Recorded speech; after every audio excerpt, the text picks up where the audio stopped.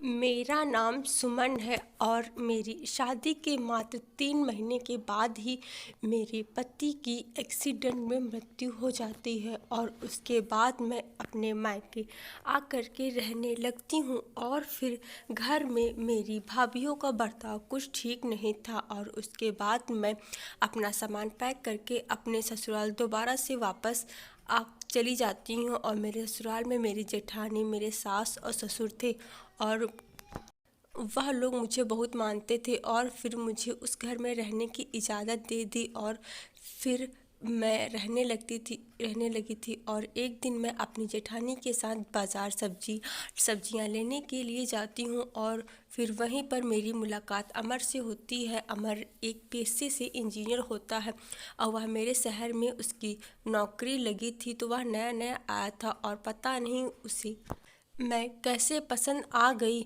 और फिर वह मुझसे मिलने की बहाने ढूंढ रहा और उसके बाद जब एक दिन मैं अपनी एक सहेली की शादी में जाती हूँ और वहाँ पर मेरे जेठ और जेठानी भी जाते हैं, तब वहाँ पर फिर मुझे अमर दोबारा से मिलता है। और फिर जब वह मुझे एकटक देखे जा रहा था तो मैं खुद में नर्वस फील करने लगी थी। उसके बाद यह सब कुछ मेरे जेठ ने देख लिया और फिर वह अमर को गुस्से वाली नज़रों से देखते हैं और फिर वह अमर वहाँ से चला जाता है। और फिर जब घर आते हैं सब लोग, तब वह इस बात को मेरी जेठानी को मेरे से कहते हैं कि वह मुझे समझा दे कि मैं कभी कोई ऐसी वैसी हरकत ना करूं ताकि उनके परिवार की मर्यादा बनी रहे। और फिर उसके बाद इतना कह करके मेरे जेठ चले जाते हैं और फिर इस बात को लेकर के मेरी जेठानी सास को बता देती हैं और फिर मेरी सास मुझ पर बहुत ज़्यादा जुल्म करने लगती हैं। उन्हें ऐसा लगता है कि मैं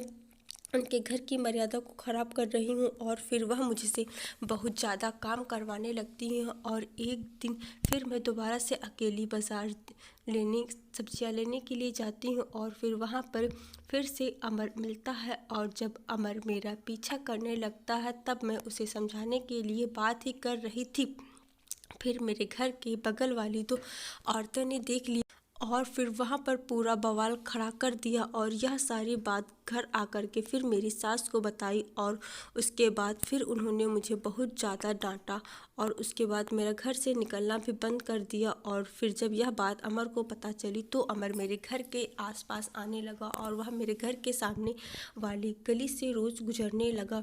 और जब मेरी उस पर नज़र पड़ी तो कहीं ना कहीं मेरे मन में भी अमर के लिए प्यार उमड़ रहा था। और जब अमर मेरे घर के सामने वाली गली से गुजर रहा था तो फिर मैं अमर को एक लेटर में लिख करके अपना नंबर नीचे फेंका और वह लेटर तब गलती से मेरी जेठानी के हाथ लग गया। और फिर उसके बाद उसमें मैं देखा कि मेरा नंबर लिखा हुआ है और उसके बाद मेरा मोबाइल भी रखवा लिया और मेरी सास ने मुझे 2-3 थप्पड़ भी लगाया और मुझे बहुत बुरा भला कहा। और उसके बाद जब यह सारी बात अमर को पता चली तो उसे बर्दाश्त नहीं हो रहा था, वह बहुत गुस्सा कर रहा था। फिर मेरे घर आने की कोशिश कर रहा था लेकिन उसके बाद फिर मेरे मोहल्ले वाली औरतों ने उसे बुरा भला कह करके उसे भगा दिया।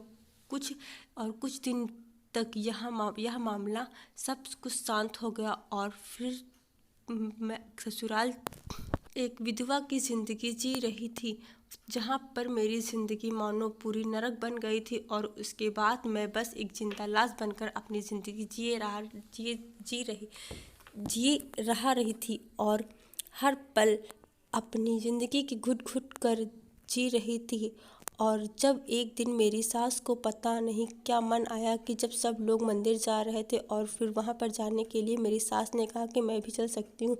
और फिर मैं सफ़ेद साड़ी में बिल्कुल तैयार हो गई और जब मैं मंदिर जा रही थी तो रास्ते में मुझे अमर का दोस्त मिला और फिर मैंने उसे इशारे में कहा कि वह अमर को बता दे कि मैं मंदिर में उससे मिलूँगी। और फिर उसके दोस्त ने अमर को बता दिया और फिर अमर मंदिर आता है उससे मिलने के लिए। और जब मेरी सास और मेरी जेठानी ने अमर को मंदिर में देखा तो वह गुस्से से बहुत ही ज़्यादा मुझे देखने लगी और उसके बाद अमर ने फिर उनको सबको अनदेखा कर दिया। वहाँ पर माता रानी के पास जो सिंदूर रखा हुआ था वह सिंदूर उठाया और मेरी मांग में भर दिया, और फिर वहीं पर पुजारी ने एक चूनर दी, वह मेरे सर पर डाल दी, और उसके बाद वहीं पर 7 फेरे लिए और मेरी शादी हो गई। एक बार फिर से मैं सुहागन हो गई। और यह सब नज़ारा देख करके मेरी सास और मेरी जेठानी की आंखें फटी की फटी रह गई। और फिर मैंने उनसे कहा कि क्या मुझे जीने का अधिकार नहीं? आखिर मैं किसके सहारे आपके घर पर रहती, एक विधवा बन करके? और फिर जब अमर ने उनको समझाया और पुजारी ने, वहाँ के लोगों ने समझाया, तब मेरी जेठानी और सास को बात समझ में आई कि मुझे भी जीने का अधिकार है, मेरी भी कुछ खुशियाँ हैं। और उसके बाद वह दोनों चुपचाप वहाँ से चली गई। और फिर मैं अमर के घर जाने के लिए अपने एक बार ससुराल जा करके अपने सास ससुर का फिर से आशीर्वाद लेना चाहती थी। और फिर जब मैं अमर के साथ जाती हूँ तो वहाँ पर मेरे सास ससुर ने मुझे अच्छे से आशीर्वाद दिया, और मेरी जेठ और जेठानी ने भी आशीर्वाद दिया, और मेरी खुशियों में शरीक हो करके वहाँ से चली गई। और फिर फिर मैं अमर के घर में विदा हो करके जाती हूँ। और इस तरह से एक बार फिर से मेरी बेरंग ज़िंदगी में खुशियों के रंग भर गए। बस कहानी यहीं तक थी। आशा करती हूँ आप लोगों को ये कहानी ज़रूर पसंद आई होगी, और चैनल को ज़रूर सब्सक्राइब कर दीजिएगा, वीडियो को लाइक कर दीजिएगा, कमेंट सेक्शन में ज़रूर बताना कि आप लोग को ये कहानी कैसी लगी। और हम लोग बहुत जल्द मिलेंगे अपने इसी चैनल पर एक नई कहानी के साथ। तब तक के लिए बाय बाय, टेक केयर, धन्यवाद, बहुत बहुत शुक्रिया।